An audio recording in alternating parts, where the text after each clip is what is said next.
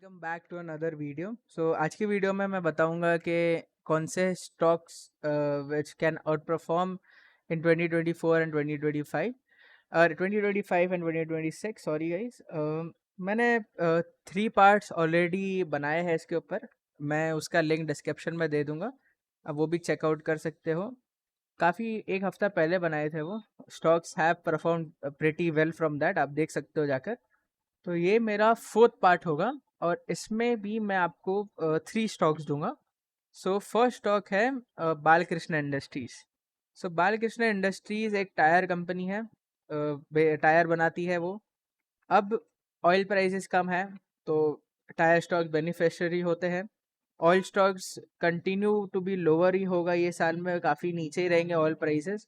Of course इनके लिए जो उनका मैन्युफैक्चरिंग कॉस्ट है वो कम हो जाता है। एंड जो डिमांड है वो इंक्रीज होगा।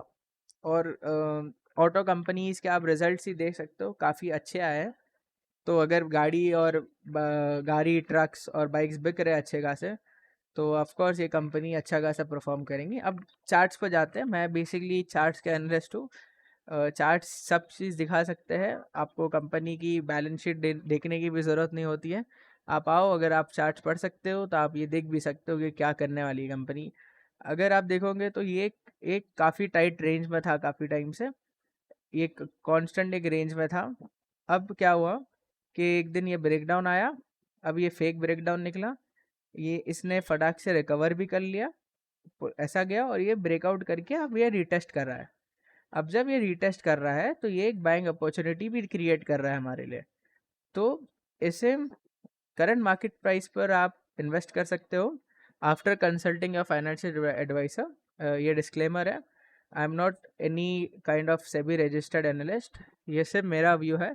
आप कोई भी आइडिया इससे लो या कोई भी स्टॉक आप अपने पोर्टफोलियो में डाल रहे हो तो आप अपने पहले फाइनेंशियल एडवाइसर को कंसल्ट करो और फिर ही डालो। अभी मैं आपके वीकली चार्ट इसको दिखाता हूँ। आप देखोगे तो ये ब्रेकडाउन आया, ये एक लॉन्ग टर्म ट्रेंड लाइन है जिससे स्टॉक नीचे नहीं जा रहा है और ये एक चैनल में घूम रहा है। अगर आप देखोगे तो ये स्टॉक की एक चैनल है।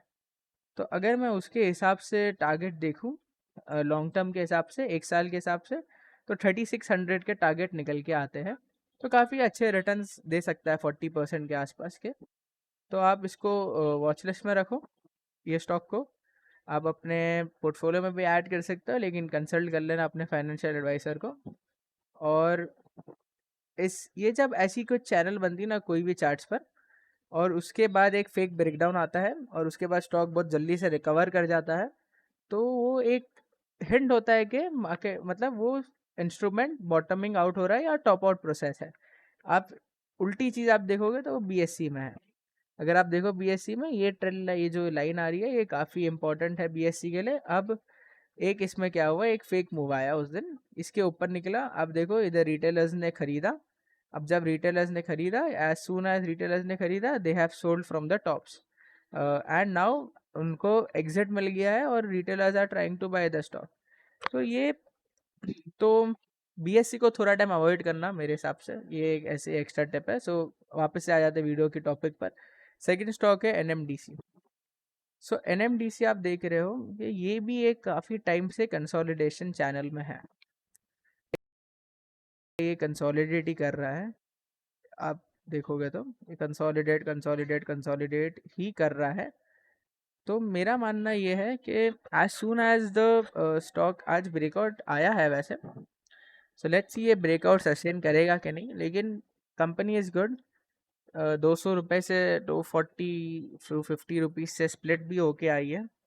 72 रुपीज़ का भाव है, 71 रुपीज़ का भाव है अभी। आप डेफिनेटली इसको वॉच लिस्ट पर रखो।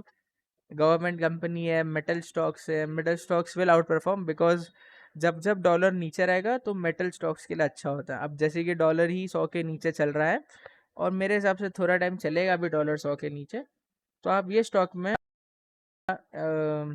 फाइनेंशियल एडवाइसर को कंसल्ट करने के बाद आप इसमें भी इन्वेस्ट कर सकते हो। तो थर्ड स्टॉक जो रहेगा वो एबीबी रहेगा। एबीबी भी काफ़ी टाइम से एक्चुअली ये ओवर प्राइस्ड हो गया था काफ़ी। एक बहुत यूफोरिक रैली आया था मिड कैप्स में, उसके बाद ये ओवर प्राइस था।